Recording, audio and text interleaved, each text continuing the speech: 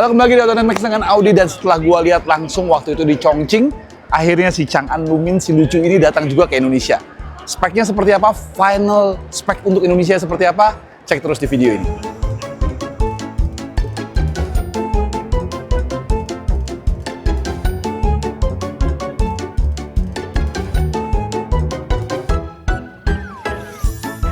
Kita bahas sedikit soal desainnya. Desainnya masih familiar dengan seperti yang kita lihat waktu di Tiongkok, di Chongqing. Cuman untuk versi Indonesia ini, dia sekarang punya bumper yang berbeda dengan versi di Tiongkok. Kalau versi di Tiongkok, dia kayak ada potongan garis gini dan bumpernya lebih panjang. Yang versi Indonesia ini, dia jauh lebih kecil dan bikin dia jadi makin cute. Terutama yang versi yang ditampilkan di sini ya, dikasih alis, dikasih ini, jadi kayak kucing nih, kayak mata setengah ngantuk gini. Chang'an sendiri bilang lampunya ini namanya moonlight atau moon lamp.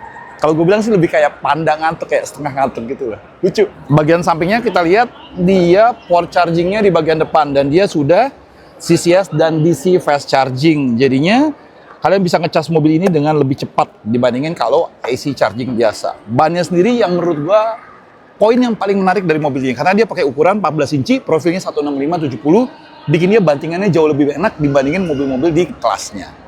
Dari samping pintunya cuma 2 ya, kanan kiri, tapi dia agak gede, jadi akses ke bagian baris keduanya juga jauh lebih mudah. Ntar gue kasih unjuk langsung. Ke bagian belakang, profilnya sebenarnya mobilnya tetap compact, 3,2 meter doang, alias lebih gede dikit daripada REV, tapi tentu saja lebih kecil daripada Bingo. Jadi mobil ini kira-kira di tengah-tengah di antara dua mobil itu. Bagian belakangnya, moon lamp-nya juga masih ada dengan aksen-aksen setengah ngantuknya itu. Di sini bagasi dan masih bisa dibuka dari luar. Jadi nggak harus pakai tuas di dalam. Space-nya sih sebenarnya agak kecil, cuman kalau lagi-lagi dibandingin sama mobil di kelasnya, space-nya ini lumayan banget. Plus lagi si kursinya masih bisa kalian lipat jadi flat sehingga menambah ruang bagasi. Detail di bagian belakangnya ada tulisan Chang'an di sini. Fontnya lumayan bagus, Lumin, 2 parking sensor, dan masih ada parking kamera di sini. Reflektor kanan kiri clean ya sisanya ya. Kita masuk ke dalam interiornya si Chang'an Lumin, dan yang gue notice langsung adalah pintunya gede banget.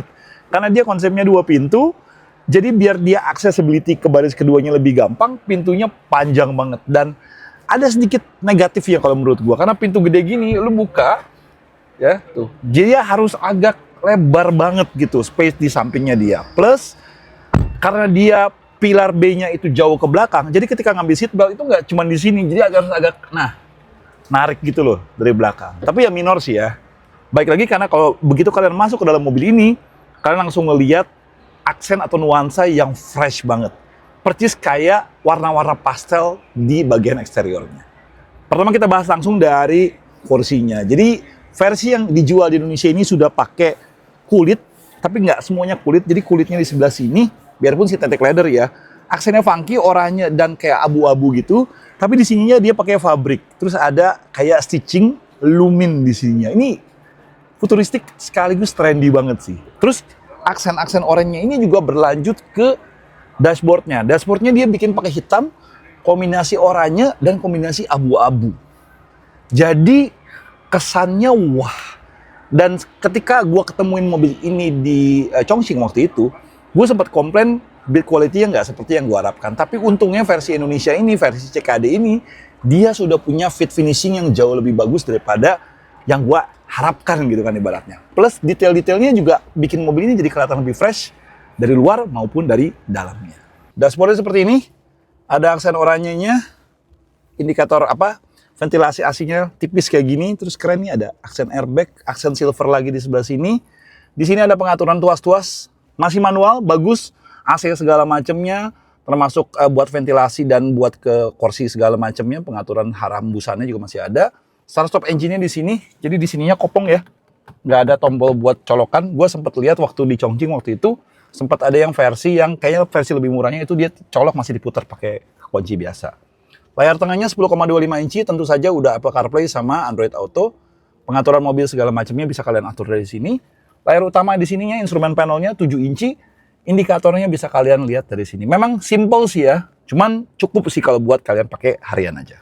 Kita lihat bagian setirnya, biarpun sini masih plastik semuanya, nggak ada leather sama sekali, tapi tombol-tombolnya dibikin aksen yang sama dengan keseluruhan mobilnya. Jadi agak ke oranye dan sini kayak bronze gitu, kayak tembaga gitu. Buat pengaturan audio dan pengaturan mix segala macam bisa kalian atur dari sini. Walaupun pindahin musiknya segala macam. Kritik gue cuma satu, posisi setirnya aneh. Karena ini nggak ada pengaturan tilt maupun teleskopik sama sekali, jadi dia cenderung tinggi dan ini cenderung benar-benar tinggi banget. Harusnya minimum dibikin turunan dikit kali ya, biar nyetirnya lebih gini. Ini kayak tinggi banget. Mungkin karena di Tiongkok sendiri banyak orang gendut kali ya, jadi kalau diturunin dikit ini mentok perut kali ya. Aku nggak tahu deh. Ke bagian bawahnya 12 volt udah ada, USB biarpun cuma USB-A saja. Lalu sini ada kayak buat naruh kartu ya. Pindah ke bagian center konsolnya. Transmisi di sini buat mode berkendaranya ekonomi atau sport di sini. Power window di sini dan central lock-nya di sini. Kalau kalian pindah ke bagian belakangnya masih ada cup holder satu dan sini nggak ada electric parking brake karena parkir brake-nya masih manual. Bisa drifting, you wish. Karena bukan pintunya gede, masuk ke bagian belakangnya juga gampang. Kalian tinggal lipet gini aja, langsung masuk. Ya, seperti ini. Ini tadi posisi duduk gua. Tinggi gua 174. Headroom masih ada kesisa mungkin 3-4 sentian.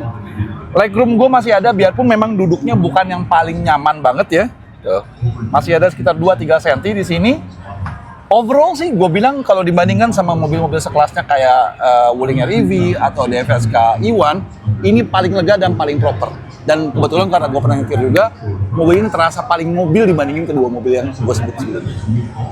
Untuk powertrainnya sendiri, dia pakai motor listrik penggerak roda depan, powernya sekitar 35 kW atau sekitar 48 PS, torsinya sekitar 93 Nm, top speednya sekitar 101 km per jam saja.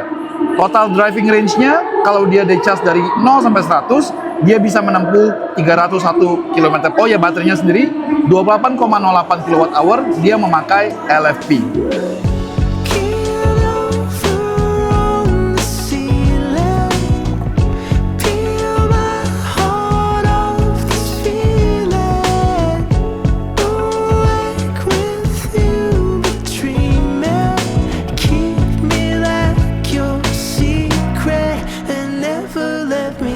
Oke, sekarang kita sampai pada kesimpulan si Chang'an Lumin versi Indonesia ini. Mobil ini menurut gua menarik karena dia menawarkan alternatif yang berbeda dibandingin rival-rivalnya yang jauh lebih kecil. Dia jauh lebih besar, rodanya lebih normal, lebih wajar, bentuknya juga cute, lucu. Detail-detail dalamnya juga banyak yang menarik dari mobil ini dan range-nya juga cukup. 301 km tuh buat pakai dalam kota cukup banget. Dan yang paling menarik adalah harganya, 178 juta selama GJAW 2025 ini. Nggak tahu habis GJAW naik apa kagaknya, kita lihat nanti. Tapi yang pasti mobil ini menjadi alternatif menarik kalau kalian nyari city car, listrik, seukuran ini. Gimana menurut kalian? Oke, thank you udah nonton. Kalau kalian suka video ini, klik like, subscribe, saran, komen, dan tekan tombol lonceng untuk tahu video-video terbaru dari Autonomous. Audi sign off dari GJAW 2020. Bye-bye.